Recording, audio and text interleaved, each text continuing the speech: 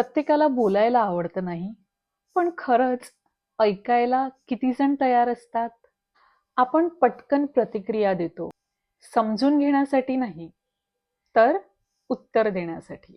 Hello friends, मी दीक्षिता Rodrigues, psychologist आणि therapist.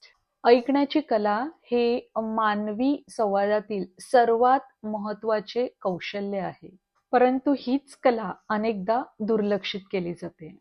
आजच्या युगात प्रत्येकाला वाटते स्वतःचे मत मांडावे, सिद्ध करावे आणि योग्यही ठरवावे.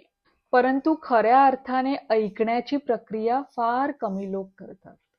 आपण अनेकदा समजून न घेता पटकन प्रतिक्रिया देतो. यामुळे संवादाची गुणवत्ता कमी होते आणि नात्यांमध्ये भावनिक अंतर निर्माण होते. मानसशास्त्रीय दृष्टिकोनातून पाहिले तर एक महत्त्वाची गोष्ट लक्षात येते. माणसांना नेहमी उपायाची गरज नसते, तर त्यांना कोणीतरी मनापासून ऐकणारा हवा असतो. प्रत्येक काउन्सिलिंगच्या सेशन नंतर पेशंट हा शांत, हलका आणि समाधानी फील करतो. कारण त्यांना योग्य सल्ला मिळाला आहे म्हणून नव्हे, तर त्यांना कोणीतरी एकाग्रतेने आणि निपक्षपातीपणे ऐकलेले असते. अनेक जण तर उपचारानंतरही आमच्या संपर्कात राहतात, कारण त्यांना कुणीतरी मला समजून घेत आहे ही भावना अत्यंत मौल्यवान वाटते. खऱ्या अर्थाने ऐकणे आपल्याला हाच दृष्टिकोन देतो की स्वतःच्या विचारांपलीकडे जाऊन दुसऱ्यांच्या भावना आणि दृष्टिकोन समजण्याची क्षमता बाळगणे.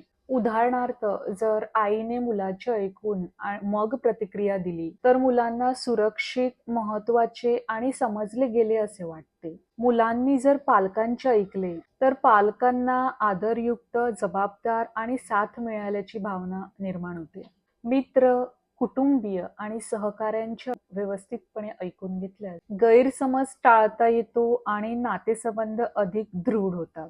म्हणून ऐकणे ही केवळ सवय नाही, तर जाणीवपूर्वक केलेली एक निवड आहे. पुढच्या वेळी संभाषण करताना लगेचच उत्तर देऊ नका, तर थोडा वेळ थांबा, मनापासून ऐका आणि समजून घेण्याचा प्रयत्न करा. समजून घेणे हे स्वतःचे मत सिद्ध करण्यापेक्षा अधिक महत्त्वाचे आहे.